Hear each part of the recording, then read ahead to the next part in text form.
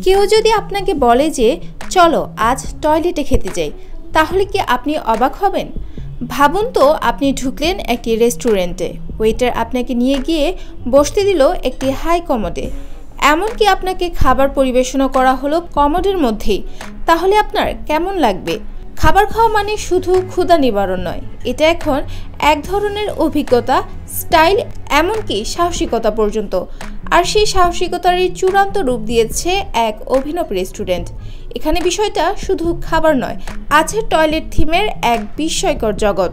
এই রেস্টুরেন্টে খেতে হলে আপনাকে বসতে হবে একটি ঝকঝকে সাদা কমোডে, তবে এটি ব্যবহারযোগ্য নয়, বরং একেবারে ফুড ফ্রেন্ডলি বসার জায়গা এটি।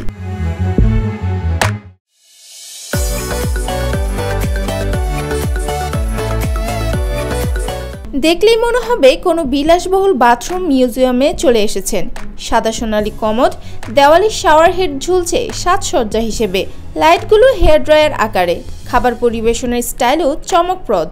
স্যুপ পরিবেশন হয় সাবানদানি আকারের বাটিতে, ডেজার্ট আসে মিনিয়েচার বাথটবে, আর ড্রিঙ্কস পরিবেশন হয় কমোড আকৃতির কাপে। এখানে বসার চেয়ারগুলো দেখতে ঠিক কমোডের মতো, তবে ভয় নেই, এগুলো একদম পরিষ্কার এবং শুধু বসার জন্যই ব্যবহার হয়। খাবারের নামও এই থিম অনুযায়ী।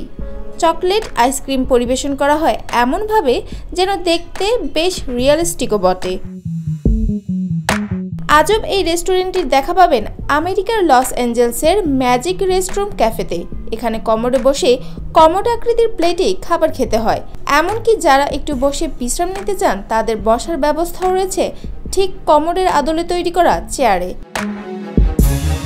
এই অদ্ভুত রেস্টুরেন্টটির আইডিয়া এসেছে মূলত তাইওয়ান থেকে। সেখানে মডার্ন টয়লেট নামে একটি অভিনব রেস্টুরেন্ট বেশ জনপ্রিয়। প্রথম থেকেই এরা জনপ্রিয়তা লাভ করে। এখানকার অদ্ভুত খাবারগুলো দেখতে কেবল অদ্ভুত নয়, বরং স্বাদেও অতুলনীয়। কাস্টমাররাও রীতিমতো এখানে এসে রোমাঞ্চিত। রেস্টুরেন্টের কর্মচারীরা জানান এই খাবারগুলো মূলত সাধারণ তাইওয়ানিজ খাবার। নুডলস থেকে শুরু করে মজাদার ফ্রাইড রাইসও রয়েছে এখানের খাবারের তালিকায়। খাবারের মেনুতে রয়েছে মজার মজার খাবারের নাম, যেমন ব্ল্যাক পুপ, যা মূলত চকলেট আইসক্রিম।